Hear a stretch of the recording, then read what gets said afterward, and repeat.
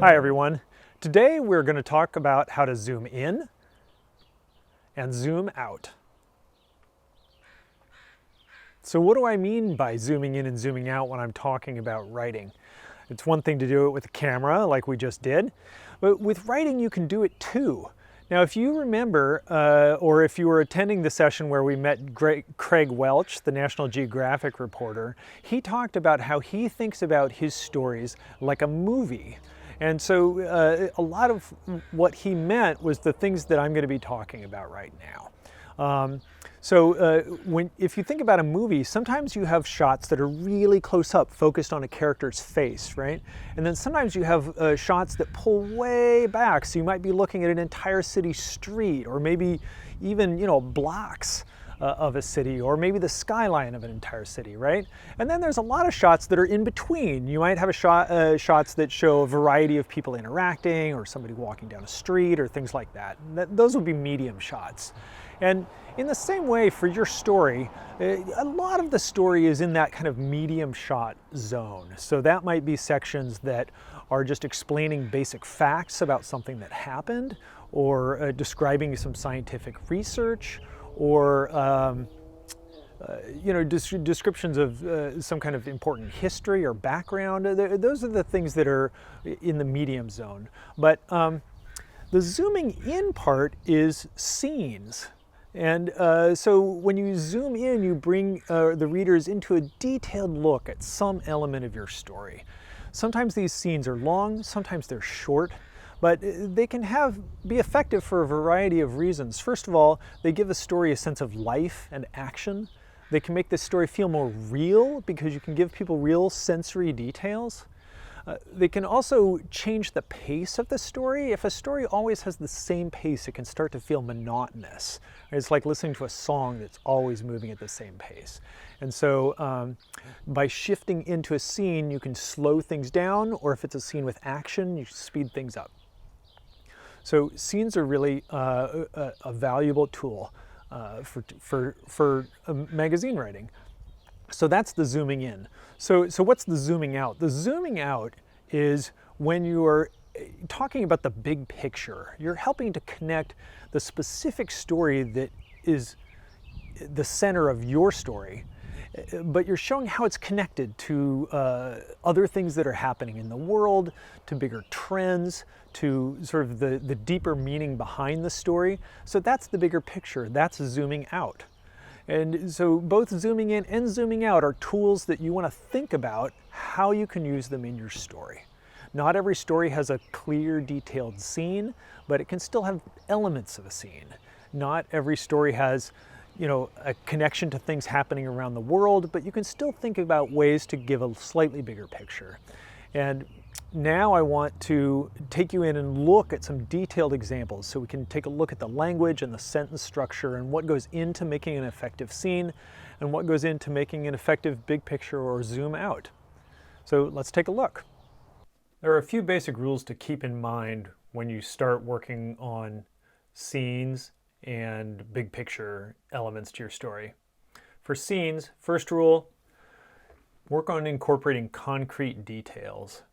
Think about ways that you can use visual images, sounds, smells, feelings, all those different sensory elements that make things real.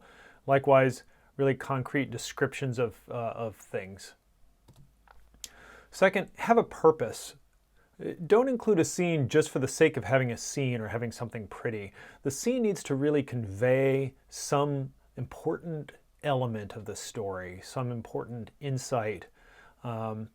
So don't just have it there to look pretty. Looking pretty is great, but it can't just be that. Second, make it pretty. Use interesting language. Don't make it sort of flat or bland. Again, you can do that by using things like concrete details, metaphors and similes, getting rid of jargon, good quotes.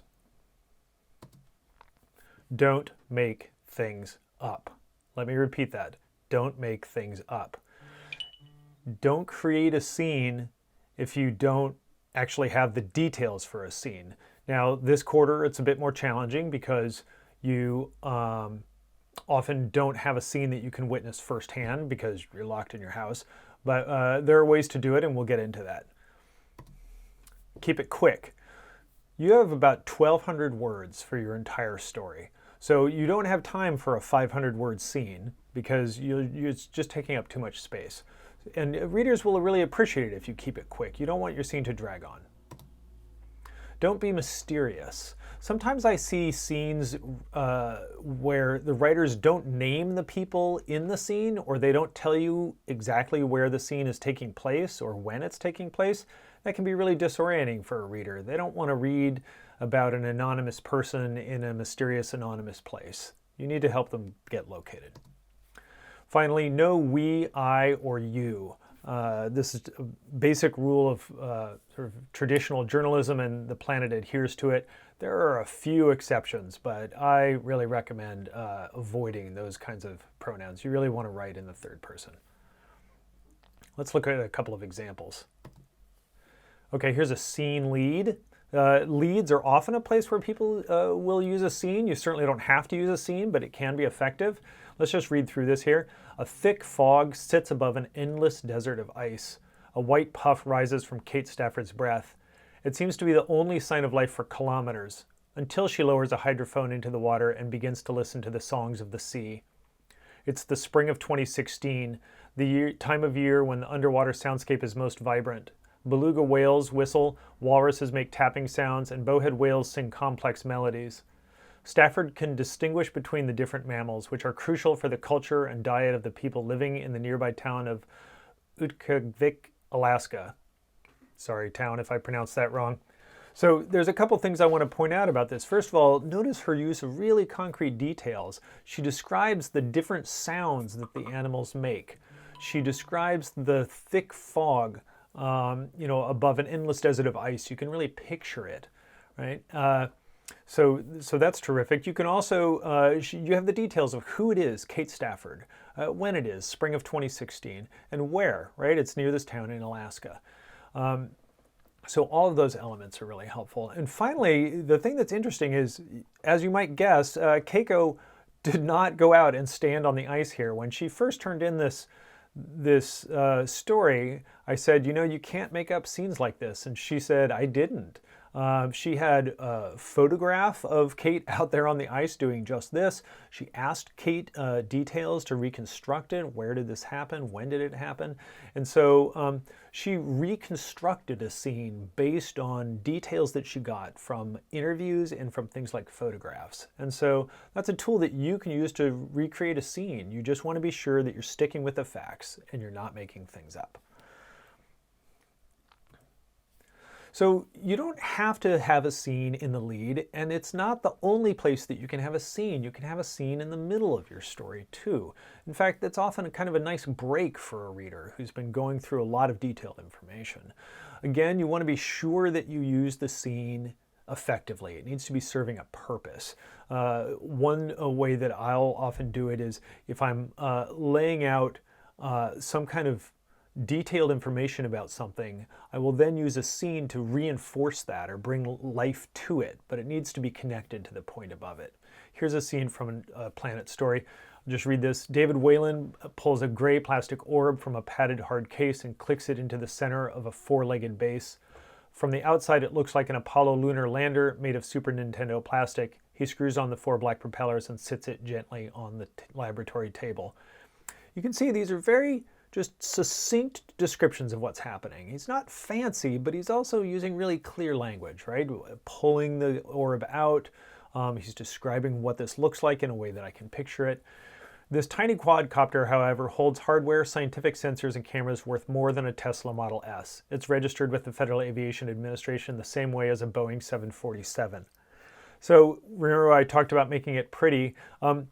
These are some of the details, to not just say what the camera is worth in terms of dollar figure, but that it's worth more than a Tesla is really a clever way to do it. And pointing out that this little tiny thing is registered the same way that a Boeing 747 is wonderful, I think, because it makes the reader curious. It makes you want to keep going.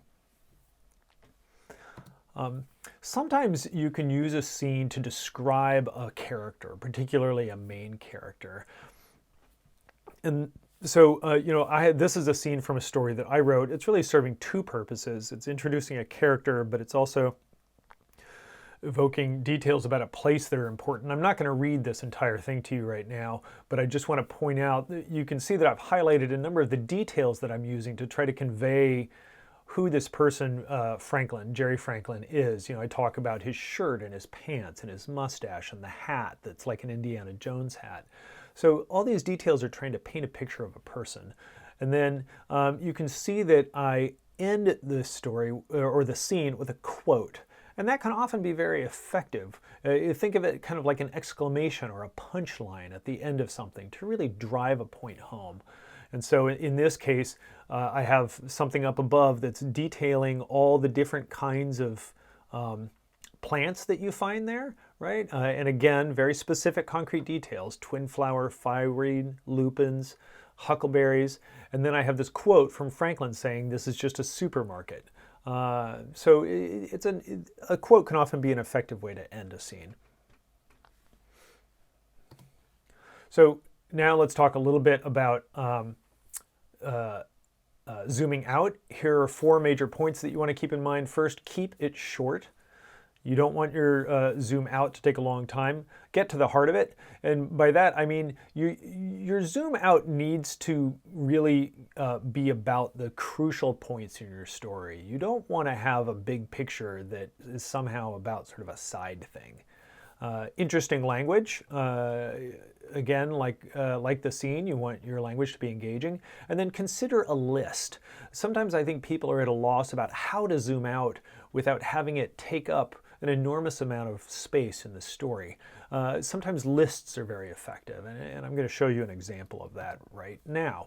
Okay, so here's a list. This is from the same story that Simon wrote about drones, and you can see that basically what he has is just a series of sentences that list other ways that drones are being used. So his story is mostly about drones being used by Dave Whalen in a particular way. But here you have a couple of examples. So he starts out with a nice sentence: other scientists are finding ways UAS technology can get their work off the ground. Or what I said about using interesting language, that sort of clever getting their work off the ground when it's a drone, right? So those little things are worth working on.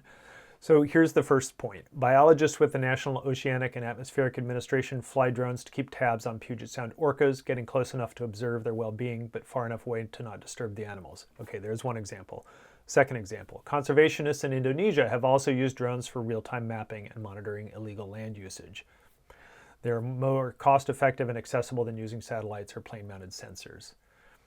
Okay, here comes the third one. Likewise, Whalen envisions using the university quadcopter to do unobtrusive salmon spawner surveys, hovering just meters above streams. Okay, and a fourth example, Whatcom County officials also recently asked Whalen to use the aircraft for monitoring a stream near Glacier, Washington.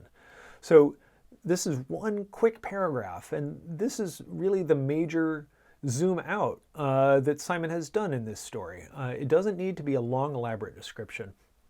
I would also note that this is one of the very few places where you might be able to use a news story as your source. If it's from a very reliable news source, like the Associated Press or the New York Times or something like that, right? So, for example, Simon wouldn't need to interview the conservationists in Indonesia to understand exactly what they're doing. He might find a scientific paper about it, but it's also possible that he would see a news article, say in the New York Times, talking about how conservationists in Indonesia are using drones to do this. So this is probably the one place where you would be able to rely on news stories as a source, because you're just getting in quick and getting out. It's not central to your story, but it is still a valuable sort of quick insight to give the readers a little bit more of a big picture. You're zooming out.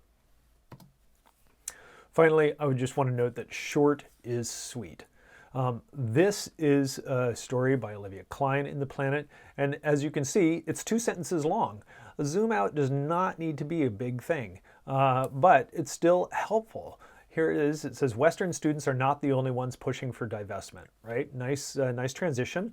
And then more than 150 schools and institutions worldwide have succeeded in divesting from fossil fuels, according to 350.org. So she has a citation for the source, and it's just helpful. It tells you that the story that she's writing is not just an isolated case. It's part of a bigger picture. And so I hope that this information is helpful. I'm going to post this PowerPoint on the Canvas page in the modules for this week if you want to look at it. And I recommend that you consult this video for the second draft and also for the third draft. I think it's going to be helpful in both cases. I hope that gives you some handy tips on how to zoom in and how to zoom out. And I am going to zoom to dinner. Bye.